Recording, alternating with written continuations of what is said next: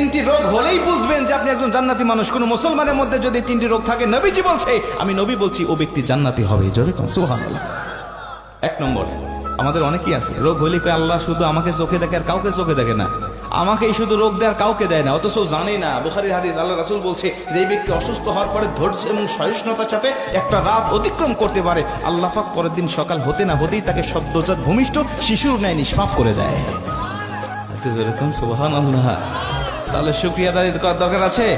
আরেকটি বর্ণনায় আসছে, নবীজি বলছে তিনটি অসুখ থাকে জান্নাতি ব্যক্তিদের মধ্যে সবচেয়ে বেশি। তার মধ্যে প্রথম নম্বর হলো, যেই ব্যক্তির সর্দি জ্বর বেশি বেশি লাগে, সে যদি মুসলিম হয় বুঝে নিও ও ব্যক্তি জান্নাতি হওয়ার আলামত, ও ব্যক্তি জান্নাতি। বিদায় আল্লাহ এই সর্দি জ্বর, ঠান্ডা জ্বর তাকে বেশি বেশি প্রদান করে। যেরকম সুবহানাল্লাহ। মিলে গেছে অনেকের জন্য না? অনেকের কিন্তু ঠান্ডা জ্বর বেশি লাগে। হাদিস থেকে বলছি, বিজ্ঞান বলছে, নবীজি এই তিনটি রোগের বিষয়টা নিয়ে আমরা গবেষণা করে দেখেছি, তিনটা রোগ এমন রোগ